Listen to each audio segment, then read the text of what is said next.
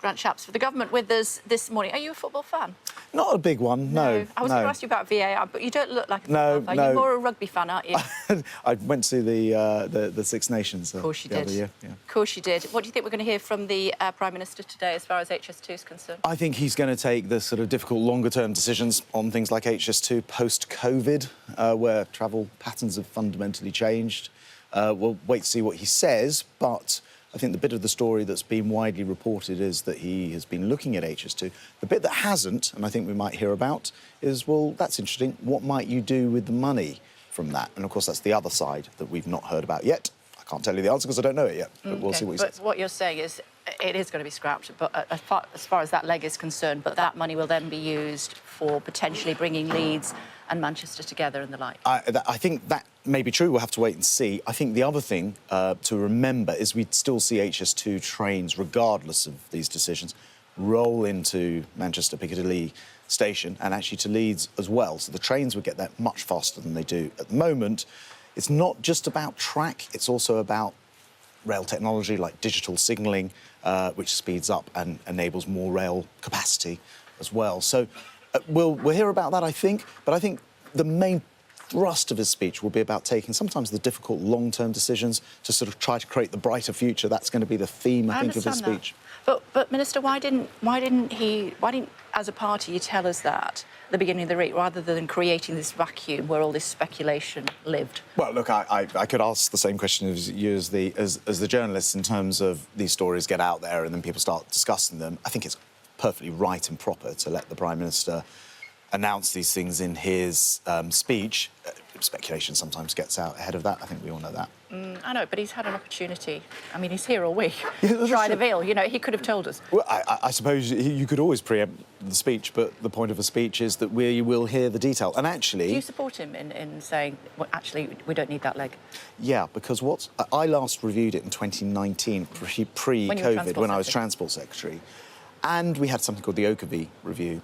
And it was quite a narrow decision. Actually, in the end, we came down on the side of, look, we'll push ahead of it. COVID hit, a once-in-a-100-year, pandemic. Travel patterns fundamentally changed. So, for example, I have a son who's 19. He, recently, last year, got a job, and they said, actually, we only want you in the office 3 days a week. That would never have happened back in 2019. Those travel patterns have changed. You can plough on, you can pretend the world is as it was, or you can take the difficult longer-term decisions to go, actually, if there is a change, what could we be using that money for? How could we be improving lives, connectivity? You're not going to tell me, across the north?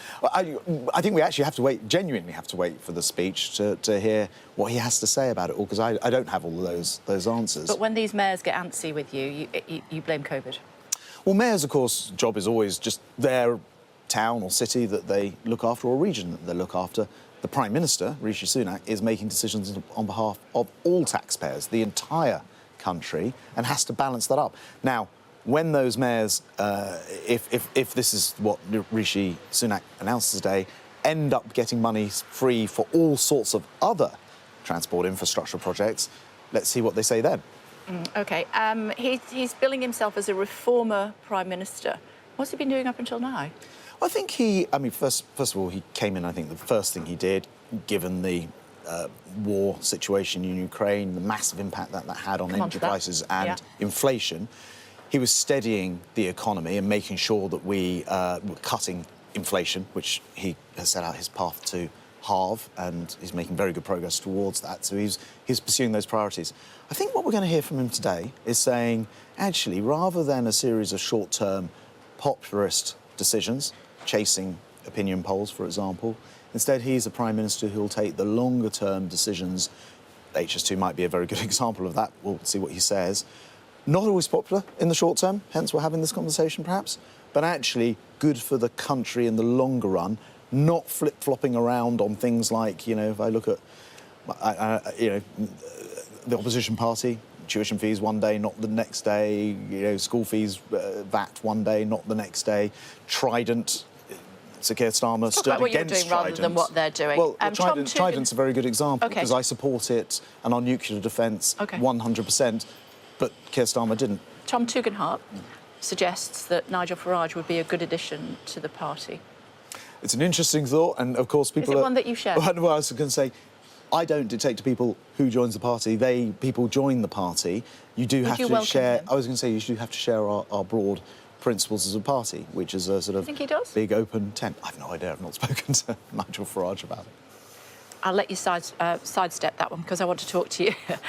I'm being kind because we're in Manchester. I want to ask you what's happening with Ukraine. NATO saying that it's not looking good and they need a lot more ammunition than they've got at the moment. They're basically running out of ammo, according to NATO. What are we going to do about it? I was in Ukraine last week and I saw President Zelensky in Kyiv on Wednesday, and I spoke to him about this particular issue. It's very, very important at this stage in the new phase in the war that we carry on supporting Ukraine because otherwise, you know, Putin's objectives of walking and marching into a neighbouring country, taking it over, would be successful, and that would have ramifications for the rest of the world. Next week, I will join 50 other nations in what's called the Ukraine Contact Group at NATO in Brussels, where we will be discussing exactly these issues. Are we going to give them what they want? I'm absolutely confident that the West will carry on doing that. And I have to say, Zelensky actually asked me to bring a message back to the United Kingdom, which is, in the history of Ukraine, no country has done more during this war. And he wants the United Kingdom to therefore sort of help to write the next chapter. He feels so passionately about our lead.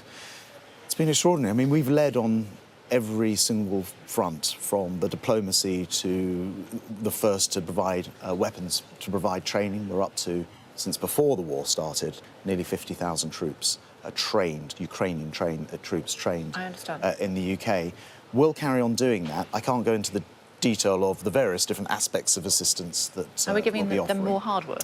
Yes, of course, we're having to replenish that hardware, and so one of the things I've been doing is, for example, encouraging British companies like British Aerospace, BAE, to go to Ukraine and set up factories in-house, in the country, which actually they're going to be doing. What about war fatigue, Ukraine fatigue?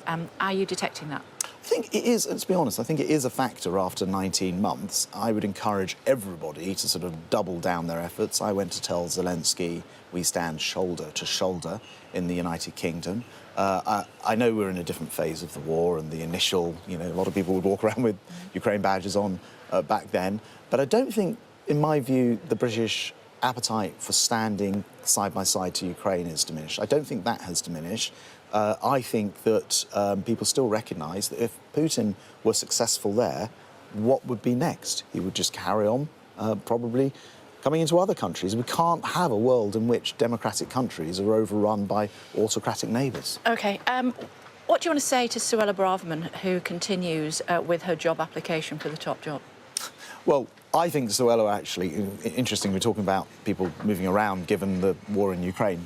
I had Ukrainians come live with me, as you know. We saw massive movement of people. When there are trouble spots in the world, people will move around. One of the reasons why, as Defence Secretary, for example, I've sent a battalion to Kosovo this weekend. You're not answering my question. I'm going to come to your question. Her point is, quite rightly made, that if we don't solve these problems nearer to their source, then there will be big movements of people around the world. Yeah, but my point is she's trying to overshadow the Prime Minister. I absolutely I just don't agree. We all stand up in that hall and we all make speeches. She's made quite 3 speeches in a week. Well, I've probably made a dozen speeches. There are fringes as well as the main speech, and that's what she's done as well.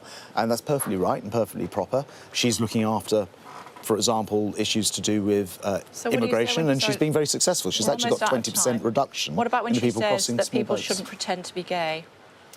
Look, she will set out you don't her agree views. with that bit, do you? I'm afraid I didn't actually see that bit of the speech, if that's what she said. But what I do think is that it's important that we're able to have proper, open and fulsome debate in a conference like this, where people come to the fringes and come and hear what people think. That is the point of a vibrant party, and the Conservative Party does that very well. We think about the long term, we think about the difficult decisions, and we're setting out this morning how we should have a brighter future if we take those difficult decisions. How are you going to get home, given there's no trains? I will have to go in a car, I'm afraid, yes. Oh, OK, there's room, there's one more space in my car if you're stuck. I think my protection team might find it there's no difficult room to squeeze in, so I'm not sure that will work. It's good to see you. Thanks very much indeed.